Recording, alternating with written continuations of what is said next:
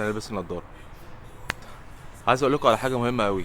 مبدئيا المزيكا اللي شغاله ورا دي مش بتاعتي، دي السماعه على حظي، احسن نور هنا موجود فالمزيكا. معلش ما تركزوش مع المزيكا، ركزوا مع اللي هقوله. انا مش عايزكم الفتره الجايه دي تستغربوا من المواضيع بتاعه الفيديو.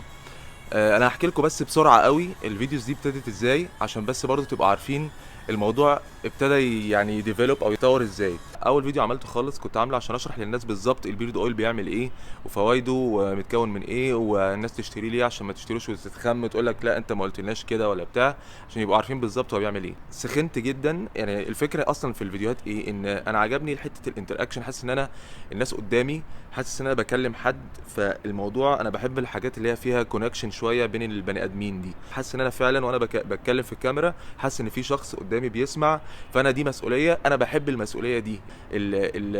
الرهبه بتاعت الكاميرا دي اللي هو كل شويه حاسس ان انا لا لازم اعمل حاجه كويسه، لازم اكبر. المزيكا اشتغلت تاني، معلش بقى. فعملت اول فيديو للبيرد اويل، وبعدين عجبني الموضوع، حسيت الناس استفادت منه، ورحت عامل فيديو تاني عشان البيرد بالم والواكس وازاي تعمل ده. انا مش عارف ازاي، مش عارف ايه. لقيت ان في اسئله بتخش في اتجاهات مختلفه خالص غير ده.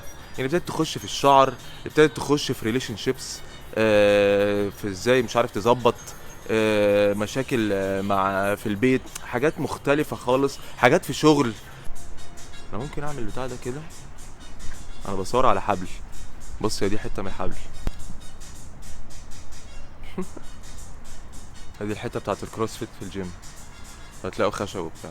فالمهم انا ليه بقول بقى اصلا الكلام ده كله، ان المواضيع بتفتح. فممكن حد يقول لي طب هو انت بتتكلم في ايه بالظبط؟ طب ما تركز في حاجه واحده، تمرين بالدقن، الادفرتايزنج او الشغل عامه.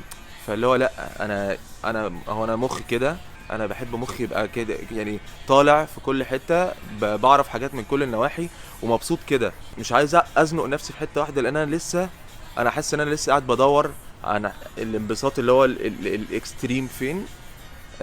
بلاقيه في 600 حاجه. فلو لقيتوا اي مواضيع مختلفه، ممكن اتكلم على شغلانات جديده، ممكن اتكلم على مثلا بلاد حصل فيها حاجه، سفريه هسافرها حصل فيها حاجه مختلفه، ان شاء الله اكله او حد بيعمل اكله غريبه او ايا كان. معرفش ايه معرفش الموضوع موديني فين، بس انا مبسوط ان انا بعمل اي حاجه جديده وبتقول حاجه مختلفه.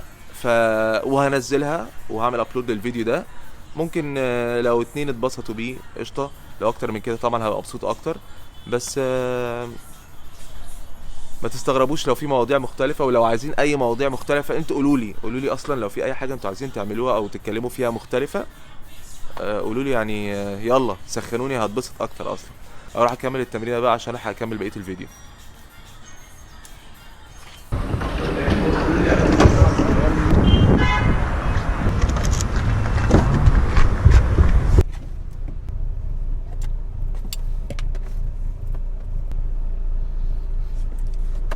عايز اديكم ملخص بس لليوم من اول ما صحينا لحد دلوقتي. Darling, you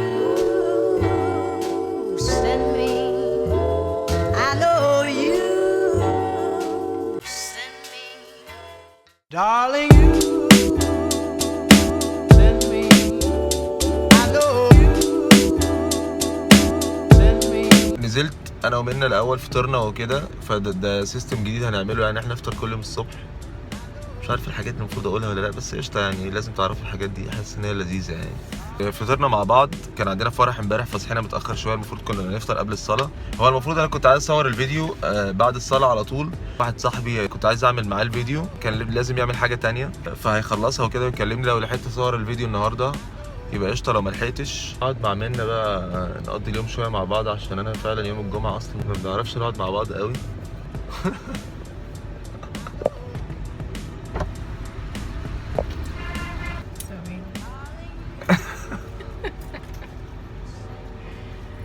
كده ممكن نطلع مع بعض. لا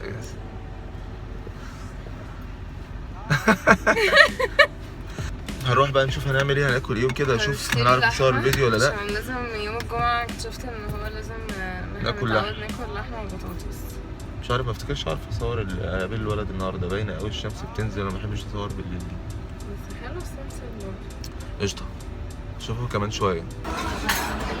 اظن ان انا هخلي اليوم بقى يخلص انا ومراتي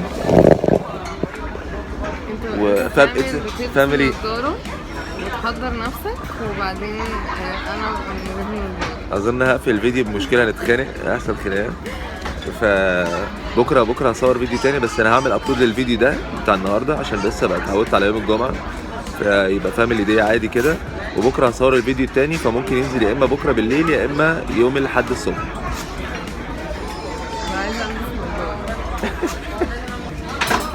سلام. موبايل وقع.